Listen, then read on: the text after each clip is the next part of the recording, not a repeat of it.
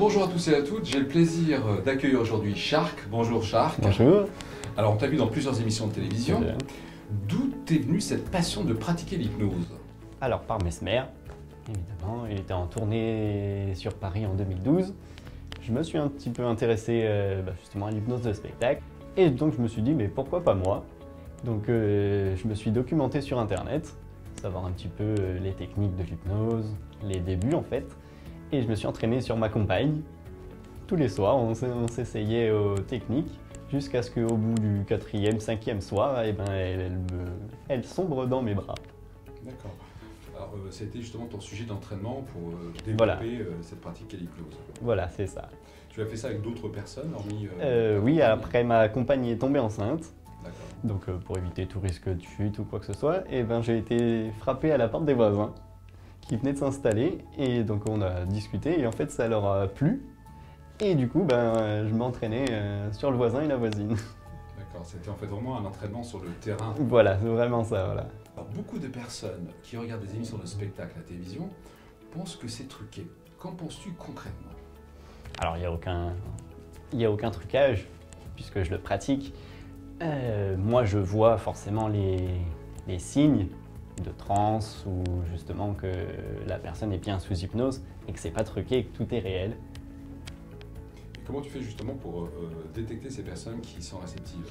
Alors donc on le voit en fait à la pupille qui se dilate ou les yeux fermés, les paupières qui sursautent à une grande vitesse, comme quoi que la suggestion passe bien et que la voix de l'hypnotiseur est bien dans l'inconscient de la personne. Tu as des sujets, je pense, certainement qui ne sont pas réceptifs. Voilà. Et ça vient en général de quoi quand on n'est pas réceptif à l'hypnose? Alors soit un blocage, la personne qui ne veut pas, intérieurement, qui ne veut pas se faire hypnotiser. Donc une sorte de petite sécurité que le cerveau met en place et la suggestion ne passe pas et la personne n'est pas réceptive à notre voix. Est-ce que c'est plus facile justement d'hypnotiser une personne ou un groupe de personnes? Alors moi j'ai plus de facilité sur un groupe, sur un grand groupe. J'ai plus de facilité, plus à l'aise, plutôt qu'un petit comité. Voilà. J'ai plus de stress quand ils sont pas nombreux que quand ils sont des centaines, voire des milliers. Alors, est-ce que l'hypnose de spectacle peut fonctionner chez tes amis qui sont très proches ou ta famille, par exemple? Alors, non du tout. Je ne peux pas hypnotiser mes parents, ni mes grands-parents, enfin les personnes de la famille. Parce qu'il doit y avoir sûrement une barrière familiale ou de confiance, je ne sais pas trop. Donc en général, voilà, l'hypnose de spectacle en famille, c'est pas possible. Parce qu'en fait, ils te connaissent depuis longtemps, ils t'ont peut-être connu autrement. Voilà, hypnotiseur de spectacle.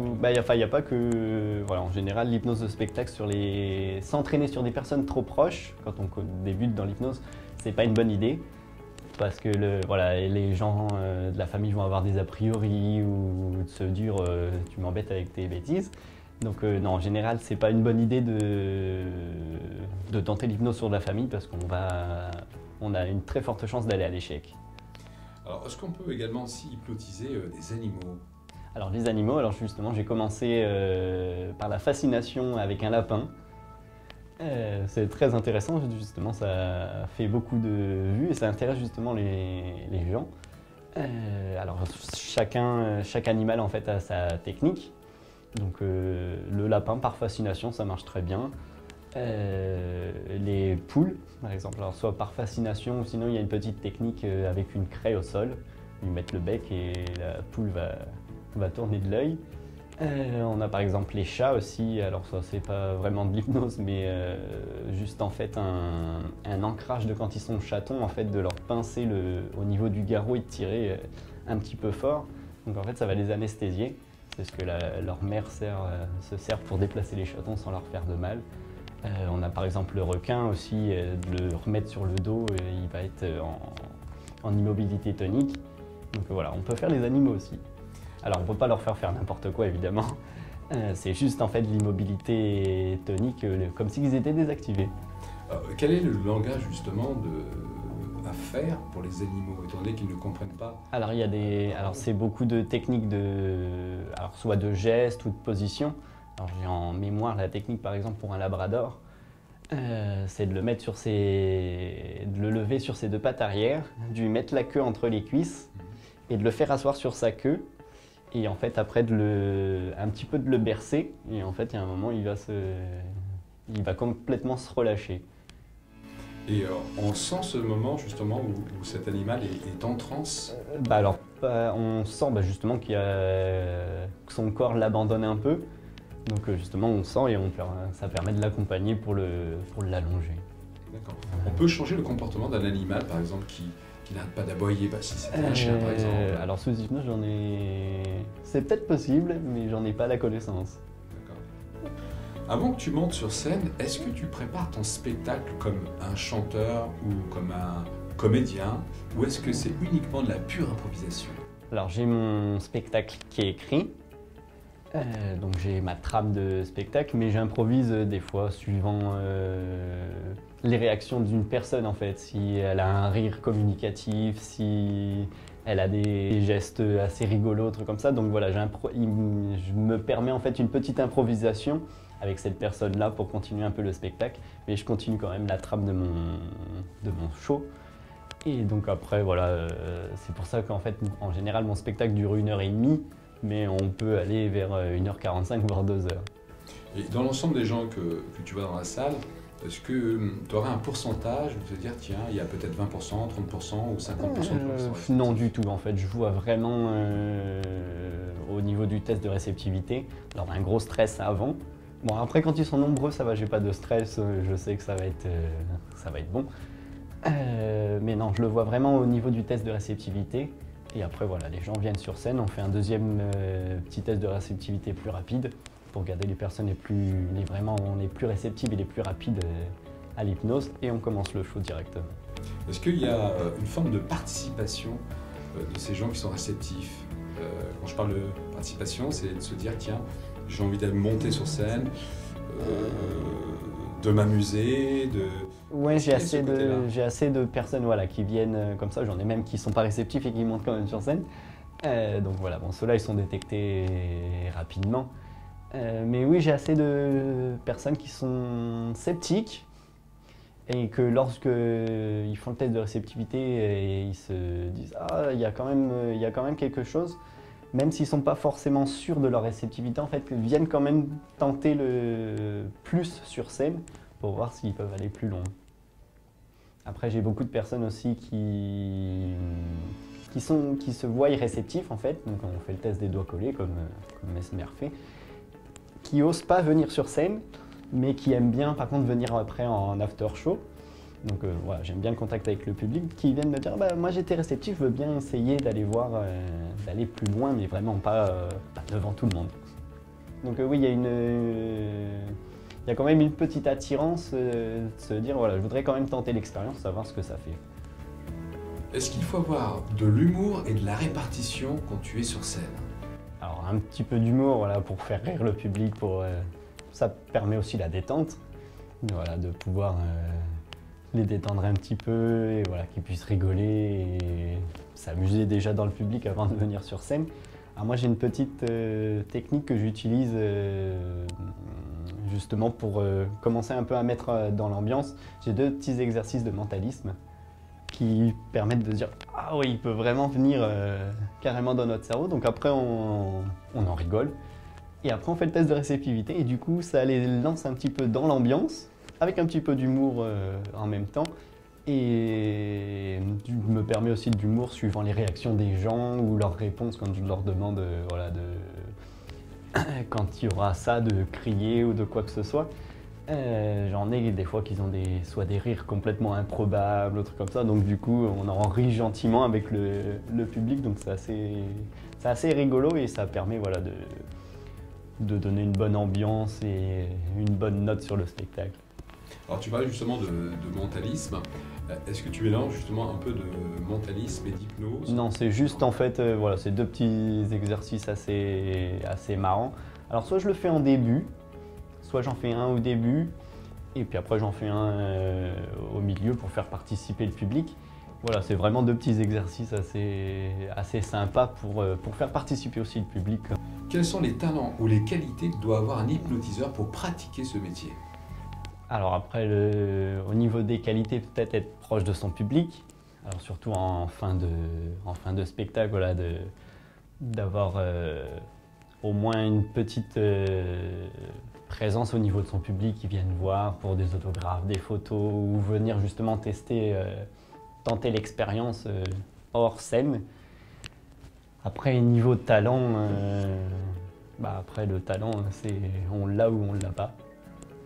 Et puis je pense que c'est tout. Voilà, il faut être soi-même, naturel. Après, chacun, voilà, sa technique. Moi, j'ai toujours le sourire avenant. Il y en a qui sont plus stricts, justement pour mettre l'ambiance, vraiment hypnose. Voilà. Alors, qu'est-ce qui te fait vibrer ou inspirer dans l'hypnose? Alors c'est surtout les effets qu'on puisse donner à l'hypnose en fait, toutes les suggestions qu'on puisse faire passer à la personne hypnotisée, aller au-delà du pouvoir de notre cerveau en fait. Donc je pense par exemple à une catalepsie, de pouvoir la raideur du corps qu'on peut donner sous hypnose, alors que voilà, c'est pas vraiment facile à le faire sans hypnose. Et puis, alors je pratique beaucoup aussi les changements de langage, voilà, de pouvoir effacer la langue maternelle d'une personne et de lui changer par une langue, alors soit complètement inventée, ou une langue qu'elle aimerait parler, qui peut être bloquée parfois dans son inconscient, en fait, sa langue maternelle, mais qu'elle ne parle pas. Et c'est assez sympa, en fait, de pouvoir faire découvrir à la personne qu'elle peut parler cette langue, alors qu'elle ne la parle pas naturellement. Parce que sous hypnose, on peut faire revenir, entre guillemets, ses souvenirs de langage et de les faire remonter et que la personne puisse se communiquer dans sa langue maternelle. Alors, en parlant d'apprentissage, est-ce qu'on peut apprendre une langue étrangère sous hypnose? Alors, il y a beaucoup d'instituts justement pour apprendre les langues qui font la pub de l'hypnose pour apprendre, voilà. Alors, il y a beaucoup l'anglais. Il y a un très bon institut d'ailleurs qui est basé à Londres qui promettent d'apprendre l'anglais en moins de 2 semaines. Donc après, voilà, des journalistes ont essayé. Il paraît que c'est très pratique et que ça fonctionne, donc c'est à tester. Est-ce que dans ta vie privée, tu utilises l'hypnose pour te développer, pour te soigner ou pour toute autre chose? Alors je m'en sers au début d'un show, par exemple, déjà pour me détendre, pour me relaxer, pour enlever le stress. Ensuite, point de vue, on va dire, hypnose thérapeutique, pour m'endormir le soir, voilà, ou quand j'ai, au niveau timing, au niveau des shows et de la route, voilà, je m'endors instantanément dans mon lit, voilà, j'utilise l'auto-hypnose sur moi. Tu peux nous expliquer ce qu'est l'auto-hypnose? Donc c'est de se pratiquer donc l'hypnose sur soi-même, voilà, pour s'aider à se détendre, pour se relaxer et s'endormir voilà, en quelques secondes rapidement dans un sommeil profond et très réparateur. On peut utiliser justement l'auto-hypnose pour d'autres problématiques dans la vie? Alors je suis pas très calé sur l'auto-hypnose, moi je l'utilise vraiment que à ces fins-là, mais voilà, je pense qu'on peut beaucoup s'aider au niveau de ses angoisses ou de son stress ou de gérer sa douleur par exemple après avoir vu un thérapeute. Voilà, de le faire sur soi-même et de pouvoir s'aider au quotidien via l'auto-hypnose. Quels sont tes projets, tes envies futures? Alors mes envies futures, j'aimerais faire beaucoup de scènes, peut-être vraiment sur scène. En ce moment, je suis beaucoup sur les routes de France. Voilà, alors je suis beaucoup dans des établissements scolaires, alors souvent des facs, tout comme ça, avec tous les étudiants. Je suis en camping, je suis un petit peu partout. Ma vraie envie en fait de ce métier, en fait, c'est d'être vraiment sur scène.